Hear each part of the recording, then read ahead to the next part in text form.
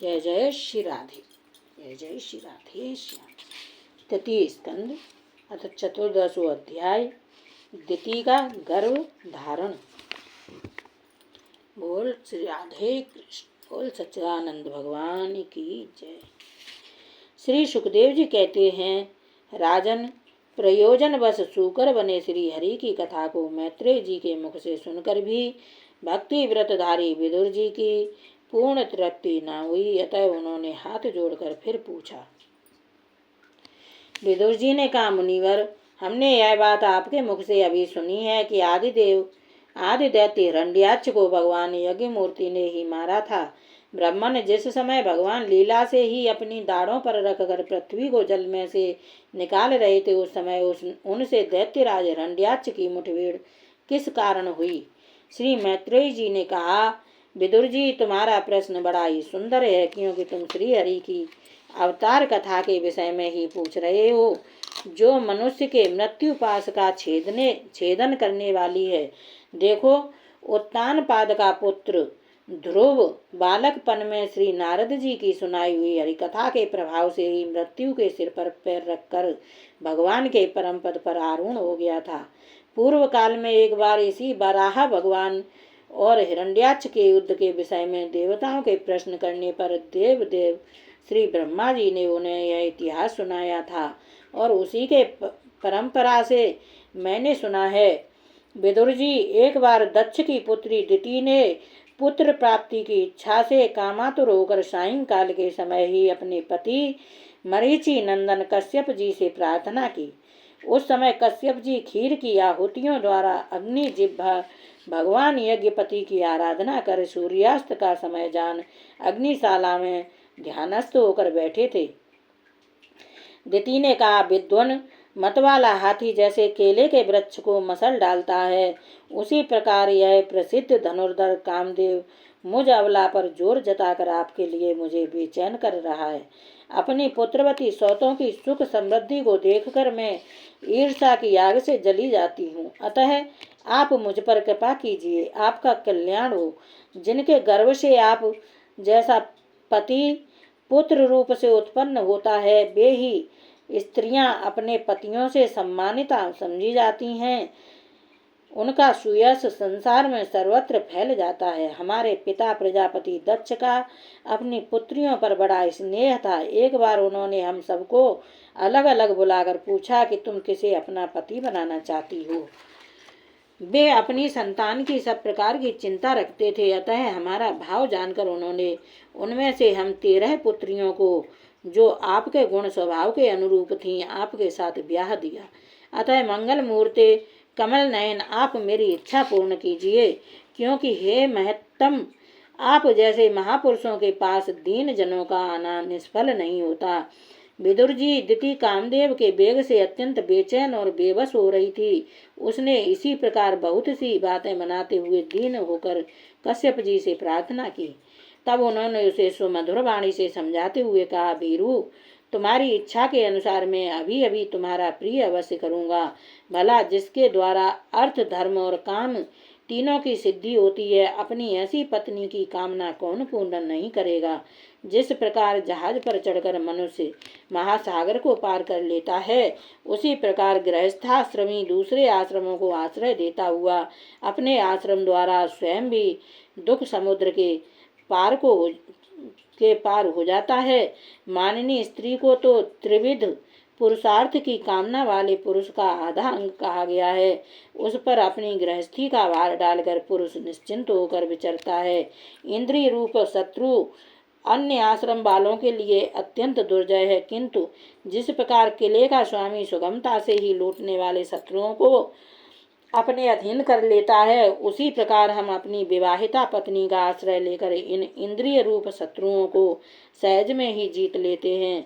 ग्रहेश्वरी, तुम जैसी भार्या के उपकारों का बदला तो हम अथवा और कोई भी गुणग्राही पुरुष अपनी सारी उम्र में अथवा जन्मांतर में भी पूर्ण रूप से नहीं चुका सकते। तो भी तुम्हारी संतान प्राप्ति की इच्छा को मैं यथाशक्ति अवश्य पूर्ण करूँगा, परंतु अभी तुम एक मुहूर्त ठहरो जिससे लोग मेरी निंदा न करें।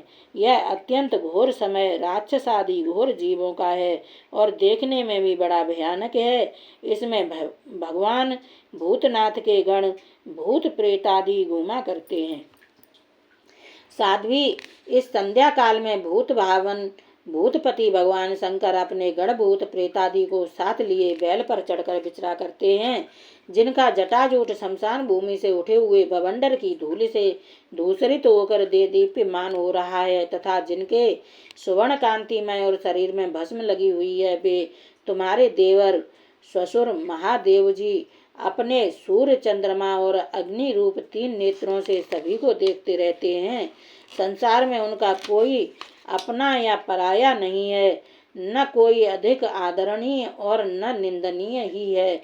हम लोग तो अनेक प्रकार के व्रतों का पालन करके उनकी माया को ही ग्रहण करना चाहते हैं, जिसे उन्होंने भोग कर लात मार दी है। विवेकी पुरुष अविद्या के आवरण को हटाने की इच्छा से उनके निर्मल चरित्र का गान किया करते हैं। उनसे बढ़कर तो क्या, उनके समान भी कोई नहीं है और उन तक केवल सत्पुरुषों की ही पहुँच है। यह सब होने पर भी वे स्वयं पिशाचों का सा आचरण करते हैं।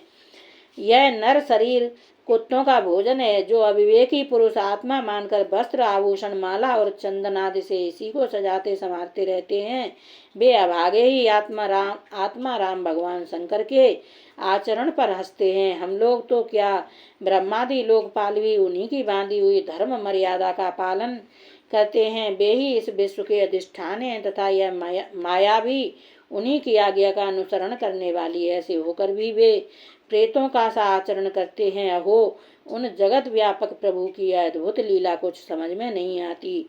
मैत्रेय जी कहते, पति के इस प्रकार समझाने पर भी कामातुरादिति ने वैश्या के समान निर्लज्ज होकर ब्रह्मर्षि कश्यप जी का वस्त्र पकड़ लिया। तब कश्यप जी ने उस निंदित कर्म में अपनी भार्या का बहुत आग्रह देख देव को नमस्कार किया और एकांत में उसके साथ समागम किया। फिर जल में स्नान कर प्राण और वाणी का संयम करके विशुद्ध ज्योतिर्मय सनातन ब्रह्म का ध्यान करते हुए उसी का जप करने लगे। विदुर जी, दिति को भी उस निंदित कर्म के कारण बड़ी लज्जा आई और वह ब्रह्मर्षि के पास जा सिर नीचा करके इस प्रकार कहने लगी। दिति बोली, ब्राह्मण, भगवान रुद्र भूतों के स्वामी हैं। मैंने उनका अपराध किया है, किंतु वे भूत श्रेष्ठ मेरे इस गर्व को नष्ट न करें। मैं भक्त वांछाल कल्प तरु उग्र एवं रुद्र रूप महादेव को नमस्कार करती हूँ। वे सत्पुरुषों के लिए कल्याणकारी एवं दंड देने के भाव से रहते हैं, किंतु दुष्टों के लिए क्रोध मूर्ति दंड पाणी हैं। हम स्त्रियों पर तो व्याध भी दया करते हैं, फिर वे सतीपति तो मेरे बहनोई और परम कृपालु हैं, अतः वे मुझ पर प्रसन्न हों। श्री मैत्रेय जी ने कहा, विदुर जी, प्रजापति कश्यप ने सायंकालीन संध्या वंदनादि कर्म से निवृत्त होने पर देखा कि दिति थरथर कांपती हुई अपनी संतान की लौकिक और पारलौकिक उन्नति के लिए प्रार्थना कर रही है। तब उन्होंने उससे कहा, कश्यप जी ने कहा, तुम्हारा चित्त काम वासना से मलिन था, वह समय भी ठीक नहीं था और तुमने मेरी बात भी नहीं मानी तथा देवताओं की भी अवहेलना की। अमंगलमयी चंडी, तुम्हारी कोख से 2 बड़े ही अमंगलमय और अधम पुत्र उत्पन्न होंगे। वे बार बार संपूर्ण लोक और लोकपालों को अपने अत्याचारों से रुलाएंगे। जब उनके हाथ से बहुत से निरपराध और दीन प्राणी मारे जाने लगेंगे, स्त्रियों पर अत्याचार होने लगेंगे और महात्माओं को क्षुब्ध किया जाने लगेगा, उस समय संपूर्ण लोकों की रक्षा करने वाले श्री जगदीश्वर कुपित होकर अवतार लेंगे और इंद्र जैसे पर्वतों का दमन करता है, इसी प्रकार उनका वध करेंगे। दिति ने कहा, प्रभो, यही मैं भी चाहती हूँ कि यदि मेरे पुत्रों का वध हो तो वह साक्षात भगवान चक्रपाणि के हाथ से ही हो, कुपित ब्राह्मणों के शापादि से न हो। जो जीव ब्राह्मणों के शाप से दग्ध अथवा प्राणियों को भय देने वाला होता है, वह किसी भी योनि में जाए उस पर नारकी जीव भी दया नहीं करते। कश्यप जी ने कहा, देवी, तुमने अपने किए पर शोक और पश्चाताप प्रकट किया है। तुम्हें शीघ्र ही उचित अनुचित का विचार भी हो गया तथा भगवान विष्णु शिव और मेरे प्रति भी तुम्हारा बहुत आदर जान पड़ता है। इसलिए तुम्हारे एक पुत्र के 4 पुत्रों में से एक ऐसा होगा जिसका सत्पुरुष भी मान करेंगे और जिसके पवित्र यश को भक्त जन भगवान के गुणों के साथ गाएंगे। जिस प्रकार खोटे सोने के बार बार तपाकर शुद्ध किया जाता है, उसी प्रकार साधुजन उसके स्वभाव का अनुकरण करने के लिए निर्भरता आदि उपायों से अपने अंतःकरण को शुद्ध करेंगे। जिनकी कृपा से उन्हीं का स्वरूप भूत यह जगत आनंदित होता है, वे स्वयं प्रकाश भगवान भी उसकी अनन्य भक्ति से संतुष्ट हो जाएंगे। द्वितीय, वह बालक बड़ा ही भगवत भक्त उदार हृदय प्रभावशाली और महान पुरुषों का भी पूज्य होगा तथा पूर्ण भक्ति भाव से विशुद्ध और भावान्वित हुए अंतःकरण में श्री भगवान को स्थापित करके देहाभिमान को त्याग देगा। वह विषयों में अनासक्त शीलवान, गुणों का भंडार तथा दूसरों की समृद्धि में सुख और दुख में दुख मानने वाला होगा।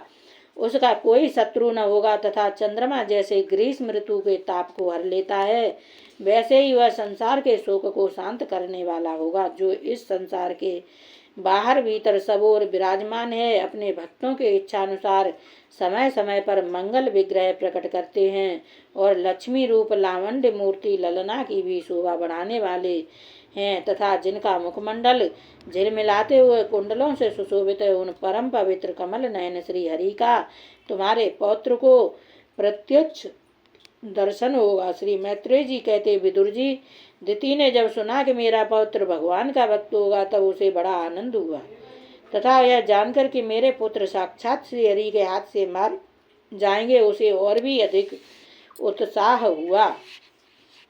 इत श्रीमद्भागवते महापुराणे पारमहंस्यां संहितायां तृतीय स्कंधे द्वितीय कश्यप संवादे चतुर्दशोऽध्याय। जय जय श्री राधे कृष्ण। बोल सच्चिदानंद भगवान की जय।